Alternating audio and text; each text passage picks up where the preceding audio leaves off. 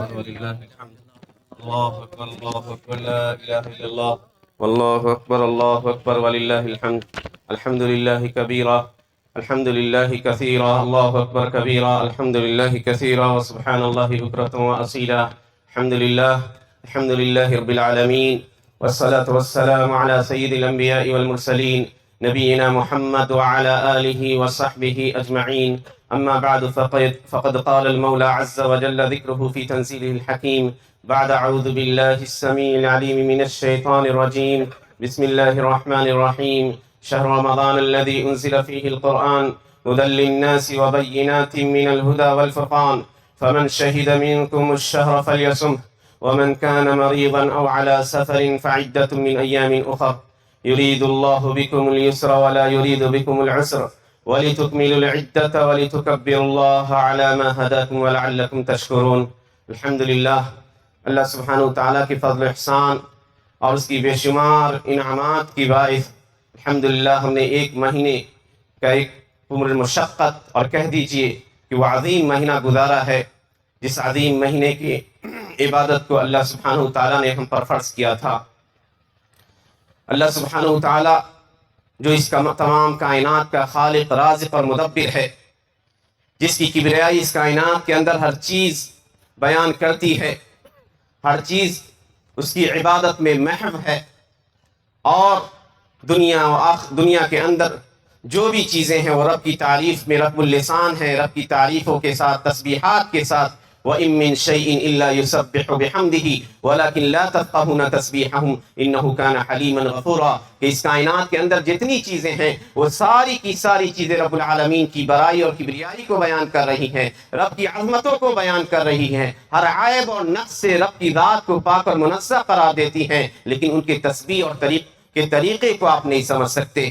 یقین جانیے کہ اللہ سبحانہ وتعالیٰ جو ہمارا رب ہے، جو ہمارا پالنہار ہے، جس کی بے شمار انعامات ہم پر ہیں، وہ کتنا رحیم اور شفیق ہے ہم پر کہ اس کی رحمتوں کا اندازہ کیجئے کہ وہ ہمیں اپنی رحمتوں کے اندر ڈھانکنے کے لیے، ہمیں اپنے عذاب سے بچانے کے لیے، ہمیں خود سے قریب کرنے کے لیے ہم پر وہ ایک مہینہ لاتا ہے. ہر سال یہ مہینہ ریپیٹ ہوتا ہے. اس لیے ریپیٹ ہوتا ہے کہ سال بھر کے اندر جو ہمارے اندر کمیاں پیدا ہو جاتی ہیں، جو ہماری عبادتوں میں خلل آ جاتا ہے، جو نقصان ہمارے اندر پیدا ہوتا ہے، جو انحراف آ جاتا ہے، ان انحرافات کو، ان نقصانات کو اور ان کمیوں اور خللوں کو دور کیا جا سکے. یقین جانیے کہ رمضان المبارک کا مہینہ یہ تربیت کا مہینہ تھا، جس کے اندر اللہ سبحانہ وتعالیٰ ہماری تربیت کا سامان فراہم کرتا ہے، چاہے روزے کی فرضیت کے ذریعے، چاہے قیام اللیل کے ذریعے، چاہے کثرت سے استغفار اور دعاؤں کے ذریعے. آپ دیکھ جائیں، اور کل بھی جمعے کے خطبے میں یہ باتیں آئی ہیں کہ کس طرح اللہ سبحانہ وتعالیٰ ایک ایک عبادت کے ذریعے ہمیں ایک کامل انسان کی صفات کو اختیار کرنے کی تلقین دیتا ہے. اور وہ کامل انسان تھے پیارے نبی جناب محمد مصطفیٰ صلی اللہ علیہ وسلم، جن کی ذات گرامی کو، جن کی حیات مبارکہ کو ہمارے لیے اسوہ اور آئیڈیل قرار دیا گیا. کہا لقد کان لکم فی رسول اللہ اسوۃ حسنۃ لمن کان یرجو اللہ والیوم الآخر وذکر اللہ کثیرا. کہ یقیناً تمہارے لیے پیارے نبی صلی اللہ علیہ وسلم کی زندگی کے اندر ایک نمونہ چھپا ہے، بہترین نمونہ ہے ہر اس شخص کے لیے جو اللہ کی رحمتوں کی امید کرتا ہے، اللہ کی نعمتوں کی امید کرتا ہے اور کثرت سے اللہ کو یاد کرتا ہے. اور پیارے نبی صلی اللہ علیہ وسلم کی عبادتوں کو دیکھ جائیے اس مہینے کے اندر کہ آپ کتنا اہتمام کیا کرتے تھے عبادتوں کا. رمضان کا موسم شروع ہوتا ہی نہیں، بلکہ سلف کے بارے میں تو آتا ہے کہ وہ 6 مہینے پہلے سے دعا کیا کرتے تھے، اللہ بلغنا رمضان، اللہ ہمیں رمضان تک پہنچا دے. اور جب رمضان آ جاتا تو کہتے کہ اللہ سلامتی کے ساتھ اس مہینے میں عبادت کی توفیق دے دے. اور جب یہ گزر جاتا تو کہتے کہ رب جو عبادتیں کی ہے اسے قبول فرما لے. تو سلف کی یہ حالت تھی کہ وہ اس مہینے کے آنے کی تمنائیں کیا کرتے تھے، کیونکہ یہ مہینہ ایک طرح سے انسان کو پھر نئی طرح سے زندگی عنایت کرتا ہے، انسان کی ایمان کی حرارت کو پھر سے جلا بخشتا ہے. تو ایمانی حرارت کو جلا بخشنے کے لیے، یا کہتے ہیں جلا بخشنے کے لیے اللہ سبحانہ وتعالیٰ نے اس مہینے کو ہم پر لایا تھا، جس کے اندر الحمدللہ آپ نے روزے رکھے، الحمدللہ تراویح اور قیام اللیل کا اہتمام کیا، کثرت سے دعاؤں کا اہتمام کیا، کثرت سے اپنے گناہوں پر روئے، عاجزی اور ندامت کے آنسو بہائے اللہ سبحانہ وتعالیٰ کے سامنے. اپنے آپ کو بندہ ہونے کا، اپنے آپ کے بندہ ہونے کا ثبوت دیا کہ اللہ ہم بندہ ہے، اور بندہ کہتے ہی عربی میں عبد کو اس شخص کو جو اپنے آپ کو جھکا دے اللہ سبحانہ وتعالیٰ کے ساتھ. بلا من اسلم وجهه للہ وهو محسن فله اجره عند ربه ولا خوف عليهم ولا هم يحزنون. کہ ہاں وہ شخص جو اپنے آپ کو جھکا دیتا ہے اللہ کے سامنے اور محسن ہے، وہ نیک عمل کرنے والا بھی ہے، اس کے لیے بے انتہا اجر اللہ نے تیار کر رکھا ہے، اور نہ قیامت کے دن اسے کسی چیز کا خوف ہوگا اور نہ ماضی کا غم ہوگا. یقین جانیے کہ رمضان المبارک کے اس مہینے میں ہم میں سے بہت سارے لوگوں نے نیک اعمال بھی کیے. ان نیک اعمال کو آپ کیسے دیکھتے ہیں؟ یہ نیک اعمال یا ان نیک اعمال کا ثمرہ آپ کی حیات پہ کیسے پڑ رہا ہے؟ اب یہ آنے والے دن آپ کو بتانے جا رہے ہیں. خود کو اس پوزیشن میں محسوس کیجئے کہ اللہ سبحانہ تعالیٰ کے سامنے کھڑے ہیں، اور اللہ کہتا ہے کہ اے بندہ تم نے جو عمل کیا ہے اس مہینے کے اندر، خود فیصلہ کرو کہ کتنی نیکیاں یا کتنے درجات تمہارے دیے جائیں، کتنے نمبرات دیے جائیں. ہر شخص محاسبہ کرے اپنا. ہر شخص رکے، سوچے کہ اس نے روزے کی حالت میں دن کو کیسے گزارا تھا، تراویح کی حالت میں اپنے آپ کو کیسے گزارا تھا، شب قدر کی جو بہترین راتیں گزری ہیں، ایام قدر جس کے اندر ہم شب قدر کو تلاشتے ہیں، ان راتوں کو ہم نے کیسے گزارا تھا. آپ کا جواب آپ کا دل دے دے گا کہ آپ کی یہ راتیں، آپ کے یہ دن کیسے گزرے ہیں. کیا کھیل کود کے اندر گزرے ہیں، لہو و لعب کے اندر گزرے ہیں، ایک دوسرے کی غیبت اور چغلخوری کے اندر گزرے ہیں، یا اس عظیم عبادت کو ایک بوجھ کی حیثیت سے سمجھتے ہوئے گزرے ہیں. ہر شخص اپنے آپ کا بہترین محاسب ہے. بل الانسان علی نفسہ بصیرہ ولو القی معاذیرہ. انسان اپنے آپ کے بارے میں خوب جانتا ہے، گرچہ لوگوں کے سامنے عذر پیش کرتا پھرے. اپنے آپ کو دھوکہ مت دیجیے، اپنے دل کو زندہ کیجیے. اور یہ قرآن کا مہینہ دلوں کو زندہ کرنے آیا تھا. اللہ کہتا ہے سورہ یاسین میں لِيُنذِرَ مَنْ كَانَ حَيًّا وَيَحِقَّ الْقَوْلُ عَلَى الْكَافِرِينَ. اس قرآن کے نزول کا بنیادی مقصد تھا کہ جو لوگ جن کے اندر حیات ہے، جن کے اندر زندگی ہے، ان کے زندگی کو ان کو خبردار کر دیا جائے، اور ان لوگوں کے اوپر اللہ کا فیصلہ ثابت ہو جائے جو اس قرآن کریم کا انکار کرتے ہیں. اپنے دلوں کی اصلاح کو دیکھیے، یہ مہینہ کس طرح ہماری تربیت کرتا ہے. زبان کی حفاظت کا حکم دیا جاتا ہے رمضان کے مہینے میں. نہ زبان سے غلط کلمات نکالے جائیں، نہ برے الفاظ نکالے جائیں. گویا انسان کو کنٹرول کرنے کا حکم دیا جائے. اپنے آپ کے اوپر ضبط کیجئے. جو نکال رہے ہیں زبان سے سوچئے پہلے، کیونکہ زبان سے نکلی ہوئی بات ویسی ہے جیسے تیر سے کمان سے تیر نکل جائے. اس لیے آپ گالی گلوچ سے بچتے رہے کہ اللہ سبحانہ تعالیٰ نے منع کیا، شریعت نے ہمیں منع کیا ہے. من لم يدع قول الزور والعمل به فليس لله حاجة في أن يدع طعامه وشرابه. جو بری بات کا کہنا اور اس پر عمل کرنا نہ چھوڑے تو اللہ کو کوئی ضرورت نہیں ہے کہ وہ کھانا پینا چھوڑ دے. جب یہ آپ سوچتے ہیں تو اپنے آپ کو روک لیتے ہیں برے الفاظ کے نکالنے سے. گویا یہ ایک تربیت ہے کہ جس طرح رمضان کے مہینے میں آپ برے الفاظ نکالنے سے بچتے رہے ہیں، سال بھر آپ کا یہ شیوا ہونا چاہیے، آپ کی یہ عادت ہونی چاہیے. کیا ہم زبان سے جو نکال رہے ہیں، ایک فرشتہ بیٹھا ہے اللہ کی طرف سے جو ہمارے الفاظ کو لکھ رہا ہے. سورہ قاف میں اللہ کہتا ہے ما يلفظ من قول الا لديه رقیب عتید. انسان ایک کلمہ بھی زبان سے نکالتا ہے، میرا ایک فرشتہ اس کلمے کو لکھنے کو تیار رہتا ہے. تو جب آپ کلمات، کوئی بھی کلام نکالتے ہیں اپنی زبان سے، تو اللہ کی مراقبت کا احساس ہوتا ہے. رمضان کے مہینے کے اندر اس پورے مہینے میں شدت کی گرمی آپ نے جھیلی ہے. پیاس سے ہونٹ میں پپڑے پڑ گئے، سوکھ گئے ہونٹ، اور حالت یہ تھی کہ حلق خشک ہو کے رہ گئے تھے. لیکن الحمدللہ آپ نے صرف اللہ کی مراقبت کا احساس کیا کہ اللہ دیکھ رہا ہے. آپ نے ایک گلاس پانی نہیں پیا.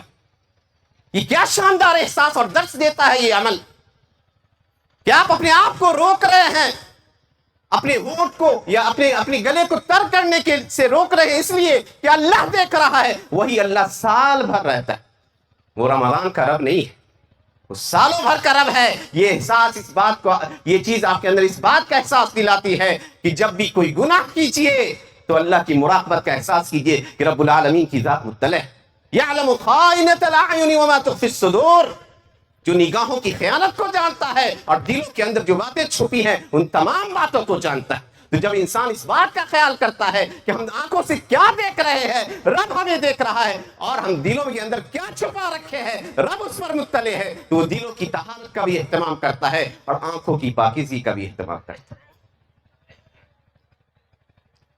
جہاں قلب کی اصلاح کا ذریعہ یہ رمضان کا مہینہ تھا، جہاں زبان کی اصلاح کا ذریعہ تھا، وہیں آپسی محبت اور میل و محبت کو بڑھاوا دینے کے لیے زکوٰۃ کی صورت میں، صدقۃ الفطر کی صورت میں اور خیر کے مختلف کاموں کی صورت میں ایسی ایسی عبادتیں آپ نے انجام دی ہیں کہ اگر ان عبادتوں کو سال بھر کیا جائے تو ایک بہترین معاشرہ تشکیل پا سکتا ہے، ایک بہترین معاشرہ تشکیل پا سکتا ہے.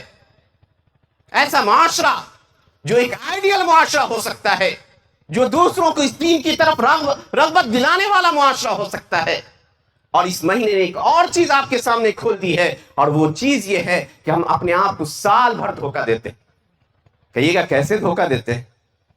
دھوکہ دیتے ہیں بہانے تراش کر، دھوکہ دیتے ہیں عذر لگا کر. آپ الحمدللہ افطار کے لیے گھر آ جاتے تھے، رمضان کے دوران آپ کا شیڈیول بدل گیا اور آپ اس پر آسانی سے پابند ہو گئے.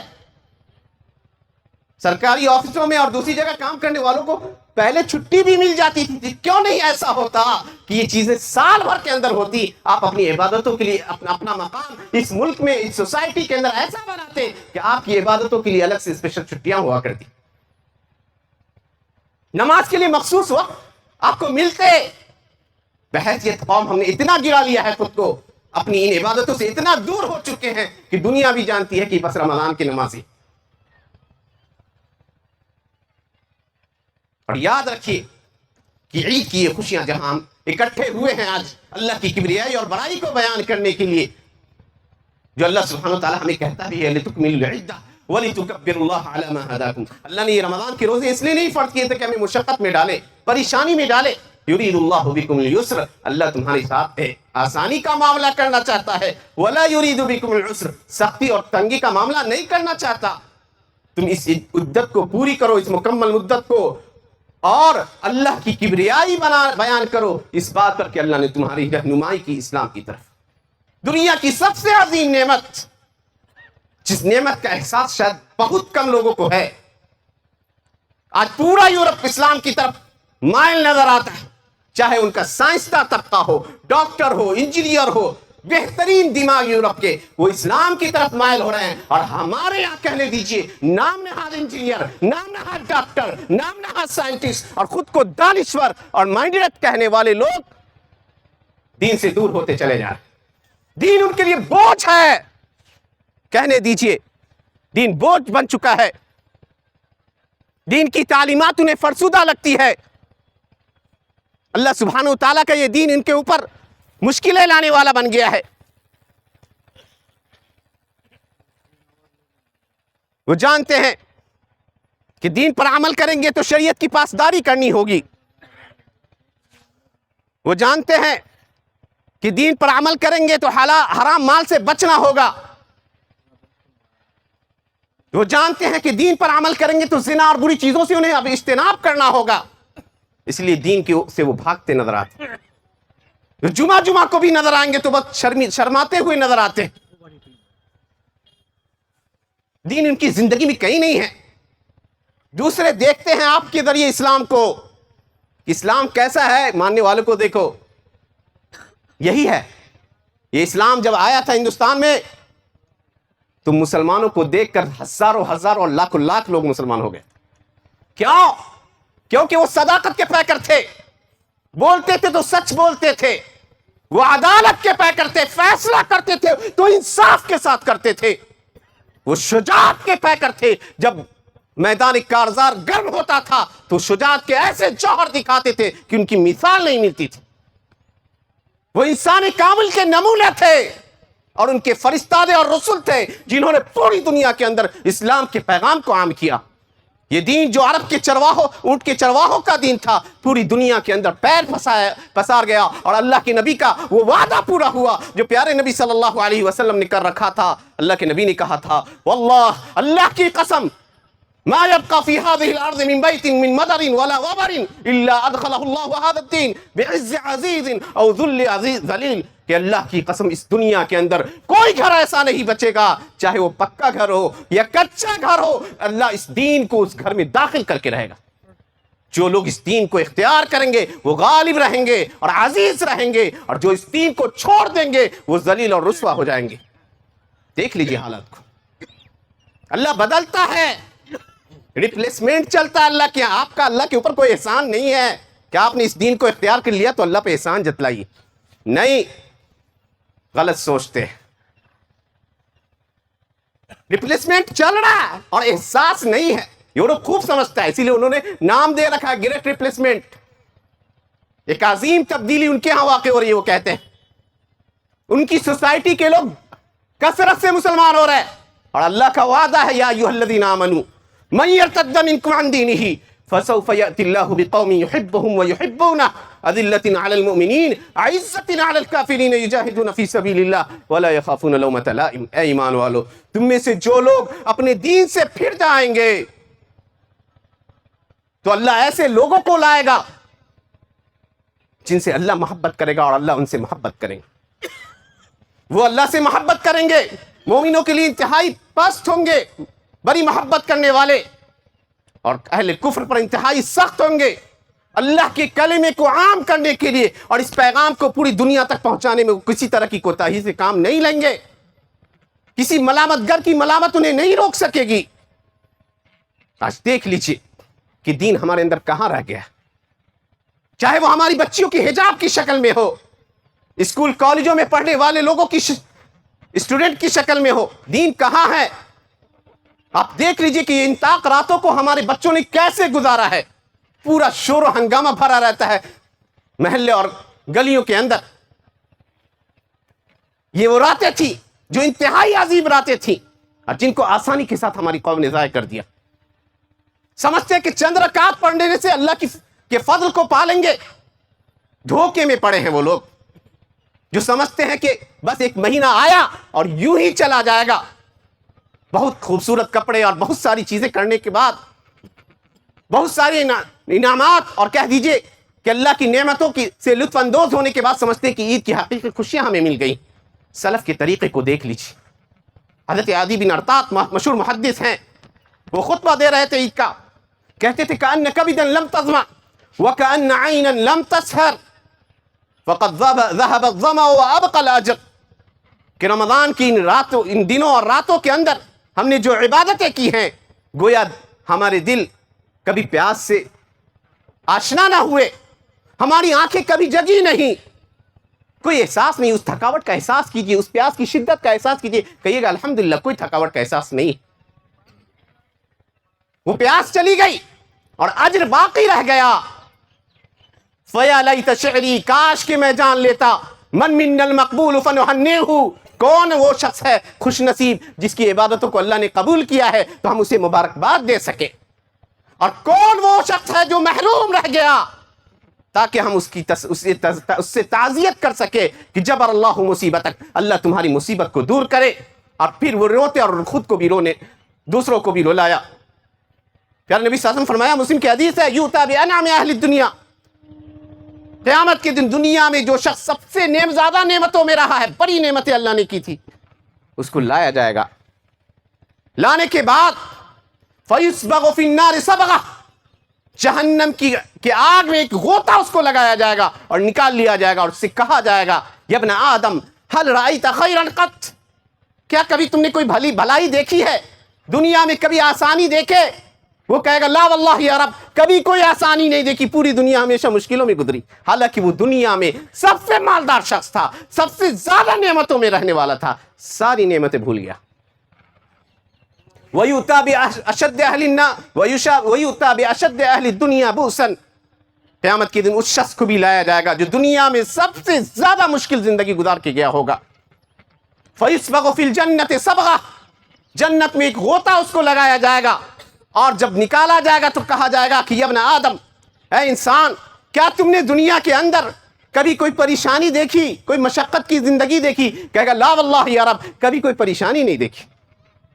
تو دنیا کی زندگی کا تصور کیجیے، یہ زندگی کیسی ہے جس کے بارے میں اللہ کہتا ہے کأنہم یوم یرونہا لم یلبثوا الا عشیۃ و ضحاہا. انسان جب قیامت کو دیکھے گا تو سمجھے گا کہ اس دنیا کے اندر ایک شام رہا ہے یا ایک صبح رہا ہے. یہی ہماری زندگی کی انتہا ہے, یہی ایک انتہا ہے.